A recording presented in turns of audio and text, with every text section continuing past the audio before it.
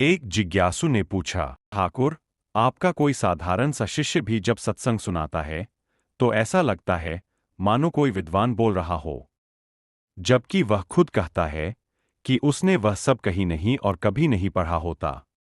फिर उसे वह सब कहाँ से आता है? ठाकुर मंद-मंद मुस्कुराते हुए बोले, कई जगहों पर तुमने देखा होगा, बारिश का पानी जब नीचे बहता है तो उसे एक रुख देकर अलग-अलग निकासियों से निकालते हैं। उन निकासियों पर कहीं शेर का मुंह बना देते हैं, कहीं गाय का, तो कहीं किसी का। देखने पर लगता है मानो पानी उस शेर, गाय इत्यादि के मुंह से ही निकल रहा है, जबकि वह तो ऊपर बादलों से बरस रहा होता है।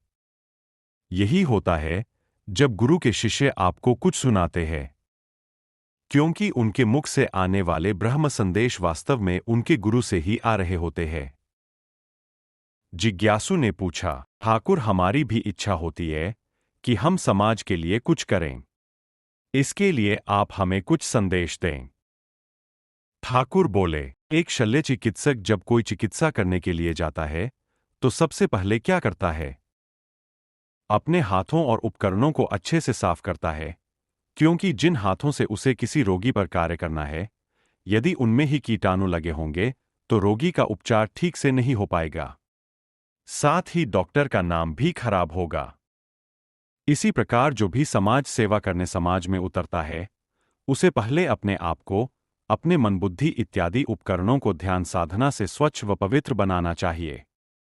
उसमें यदि मान सम्मान, नाम कमाने की चाह के कीटाणु हुए तो सब गड़बड़ हो गया समझो।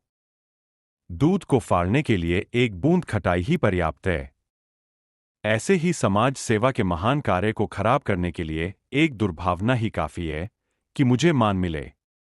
इसलिए विवेकवान लोगों का कहना है कि समाज सेवा को आत्मजागृति का आधार दे दो, क्योंकि तब समाज सेवा सचमुच निष्काम और निस्वार्थ भाव से की जा सकती है। तब ही समाज को उससे पूर्ण लाभ भी मिल पाता है।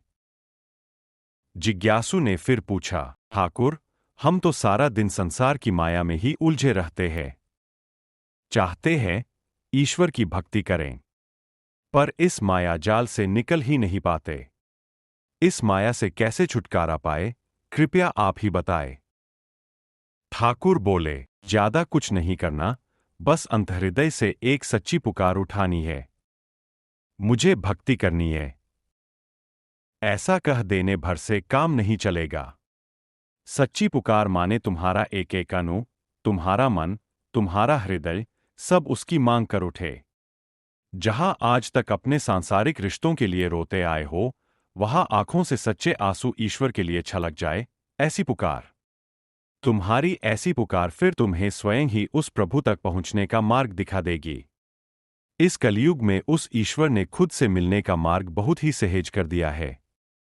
वह तुमसे वर्षों की कठिन तपस्या की मांग नहीं करता। बस एक सच्ची पुकार ही काफी है। जिस दिन, जिस घड़ी ऐसी पुकार तुम्हारे अंतःकरण से उठेगी, वह उसी क्षण तुम्हें खुद से मिलने का मार्ग दिखा देगा। जिज्ञासु ने आगे पूछा, ठाकुर, ऐसी पुकार उठे, उसके लिए क्या करें? ठाकुर बोले, एक बालक सोते समय यदि अपनी माता से कहे, माँ, जब मुझे भूख लगे तो आप मुझे जगा देना, तब माता क्या कहेगी? यही कि, पुत्र, तेरी भूख स्वयं ही तुझे जगा देगी। ठीक ऐसे ही, जब तुम्हें सचमुच ईश्वर की भूख लगेगी, तो तुम भी माया की नींद में सोए नहीं रह पाओगे। इस भूख को शांत करने के लिए तुम्हारा रोम रोम स्वतः ही उसे पुकार उठेगा और तुम्हें उसकी ओर बढ़ा देगा। जिज्ञासु ने पूछा, आज समाज में इतने गुरु हैं, सब ईश्वर की भक्ति, ब्रह्मज्ञान देने का दावा करते हैं। इस विषय पर आपका क्या कहना है, ठाकुर? ठाकुर बोले, मान लो एक गरीब व्यक्ति है, जिसके पास अपने परिवार तक को खिलाने के लिए पर्याप्त भोजन नहीं है। ऐसे में यदि वह सैकड़ों लोगों को अपने घर पर दावत के लिए बुलावा भेजे, तो क्या उन्हें भोजन खिला पाएगा? आज बहुत से गुरु उस गरीब की मानिंद ही है। उनके खुद के हृदय में भक्ति नहीं बसी, जिससे वो अपनी मुक्ति कर सकें, तो दूसरों को भक्ति और मुक्ति कहाँ से देंगे? जिज्ञासु ने आगे पूछा, भगवान ने माया को बनाया है, यह हम जानते हैं। कहते हैं कि भगवान भी हम जैसा बनकर सद्गुरु के रूप में इस माया में रहने आता है। तो क्या जैसे हम पर माया प्रभाव डालती है, ऐसे ही सद्गुरु पर भी डालती है? ठाकुर हंसते हुए बोले, नहीं डालती। क्यों और कैसे? इसे ऐसे समझो। सांप के मुख में जहर होता है। जब सांप किसी को काट लेता है तो उस विष के कारण व्यक्ति की मृत्यु हो जाती है। पर वह सांप उसी मुख से खाता है जिसमें विष है, फिर भी उस विष का प्रभाव उस पर नहीं पड़ता। बस कुछ कुछ ऐसा ही माया और गुरु के संबंध में भी है। वहां बैठे एक साधक ने पूछा, ठाकुर, कई बार ऐसा लगता है जैसे जीवन में सिर्फ संघर्ष ही संघर्ष है। सुकून के पल तो आते ही नहीं। जब देखो कोई न कोई मुसीबत हमें घेरे रहती है। एक से छुटकारा मिलता नहीं कि दूसरी सिर पर सवार होती है। भला ऐसे में एक साधक भक्ति कैसे करे? ठाकुर समाधान देते हुए बोले, चकमक पत्थर की तरह। जब तुम चकमक पत्थर को घिसते हो तो क्या होता है? उसमें से चिंगारी निकलती है। अब मान लो उस चकमक पत्थर को कोई पानी में रख दे, चाहे एक दिन रखे या एक महीना रखे या एक साल, पर जब उसे बाहर निकाला जाएगा तो तुमको क्या लगता है, अब भी उसे घिसने पर उसमें से आग निकलेगी?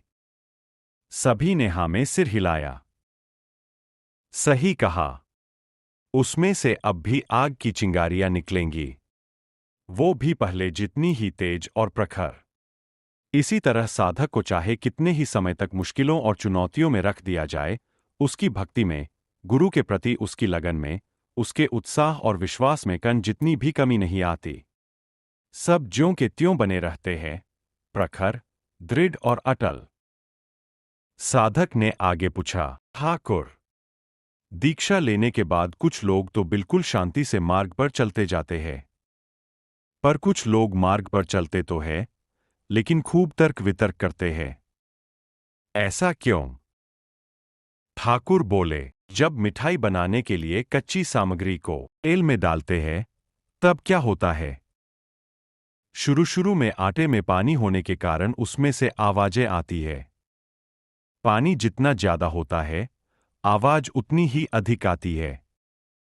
पर जैसे जैसे पानी सूखता जाता है और मिठाई पकती जाती है, उसमें से आवाज आनी बंद हो जाती है। इसलिए जो जितना शोर करे, समझो उसमें अविश्वास का, अविवेक का उतना ही पानी है। जैसे जैसे वह स्वयं को ध्यान साधना, सेवा के तेल में पकाता जाएगा, वैसे वैसे उसका यह पानी सूखता जाएगा और वह अंततः एक परिपक्व साधक बनकर उभर आएगा।